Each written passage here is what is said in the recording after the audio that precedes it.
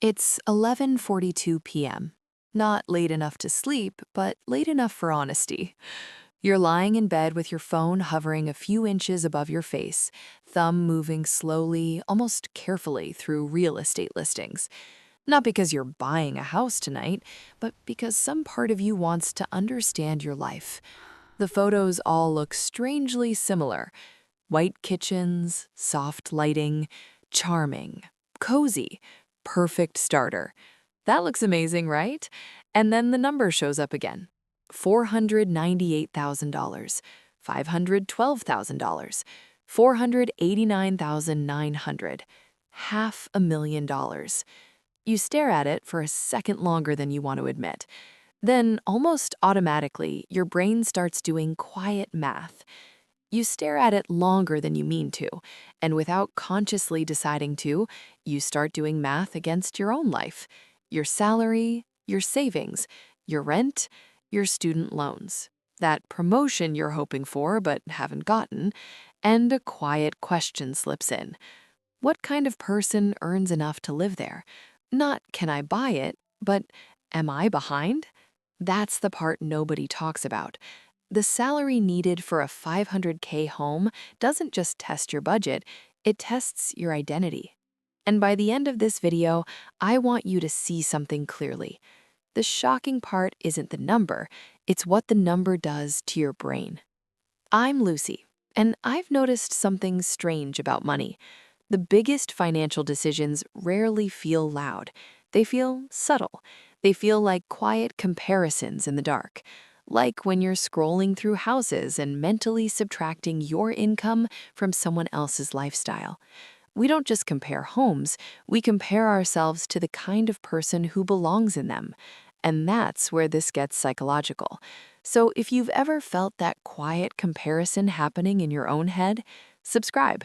Because on this channel, we don't just talk about money, we talk about the invisible pressure behind it, so you can make decisions from clarity, not comparison. Let's anchor this in something concrete.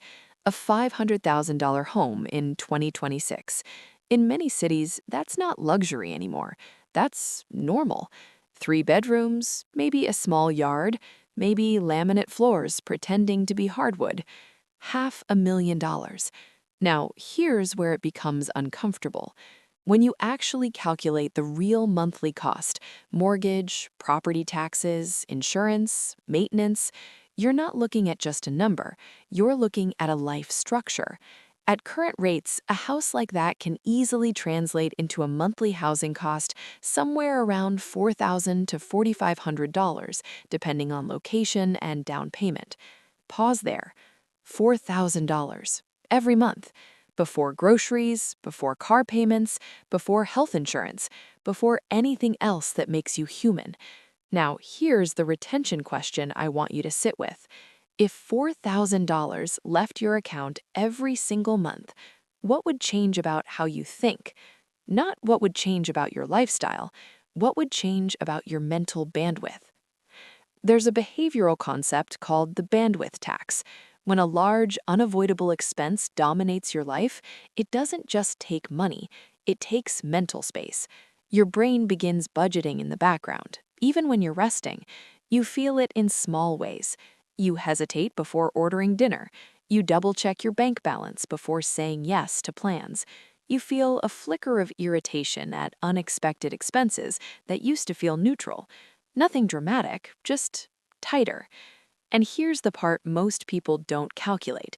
To comfortably handle a $4,000 plus monthly housing cost without it consuming your mental space, you likely need a household income well into the mid to high 6 figures. For many scenarios, somewhere around $160,000 to $190,000 annually before taxes. Not to qualify, to breathe. That's the difference nobody explains. Banks qualify you based on risk. Your nervous system qualifies you based on peace, and those are not the same math equation. Let me tell you about someone I'll call Maya. Maya and her partner crossed $170,000 combined last year. For years, that number felt like the safe zone, the level where adulthood would finally unlock.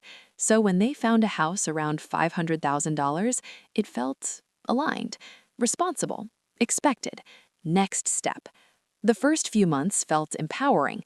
They hosted dinners, they talked about equity, they posted the keys. But somewhere around month 6, something shifted. Not financially, psychologically. Every decision began referencing the house. Should she switch jobs? Well, the mortgage.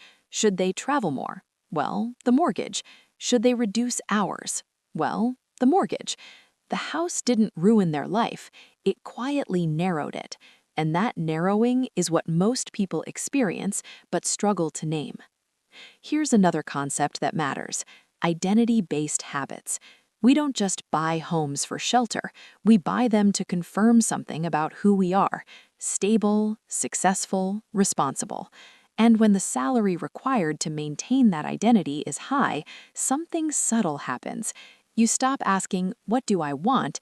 and start asking, "What keeps this sustainable?" Your career choices shift, your risk tolerance shrinks, your future becomes less experimental. You build stability but lose elasticity. Now pause again. Would you rather have a higher status life or a more flexible one? Because sometimes, at certain price points, you don't get both. Here's the trap almost nobody sees coming. You assume that once you reach a high enough income, anxiety disappears. But anxiety doesn't disappear when income rises. It disappears when commitments feel manageable relative to income. If your commitments expand as fast as your salary, your nervous system never feels relief. You just scale your pressure. That's why someone earning $90,000 and renting can feel calmer than someone earning $180,000 and house poor. It's not about income, it's about margin, and margin is psychological oxygen. Now here's the turning point. The real breakthrough isn't earning enough to afford the house, it's understanding the threshold where your life still feels spacious after paying for it, where you can handle repairs without panic, change jobs without fear, take a vacation without guilt, sit on your couch without calculating. If a $500,000 house requires an income that removes that spaciousness, then the true cost isn't the mortgage, it's the contraction of your options.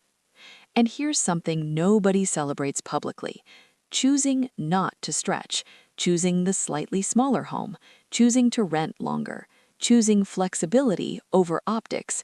There is no applause for that, but there is peace. And peace compounds faster than equity ever will. So let's come back to the original promise. The salary needed for a $500K house will shock you, not because it's impossible, but because it reveals something deeper. For most people, the income required to carry that home comfortably without it turning life into a performance is far higher than expected. And once you see that clearly, something powerful happens. You stop measuring yourself against the listing price. You start measuring your life against your capacity for calm. That shift changes everything. There are two futures sitting quietly in front of you. In one, you stretch just enough to say you did it. In the other, you protect your margin and move slower. Both look respectable. Only one consistently feels lighter. The real adult milestone isn't ownership, it's discernment, knowing the difference between what you can technically afford and what allows you to sleep peacefully. If this video made you pause even slightly, I want you to do one thing after this.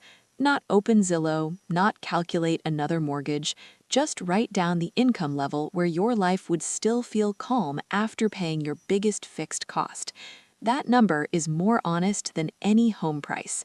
And if conversations like this help you think more clearly about money, not just logically, but psychologically, subscribe to Lucy Invest.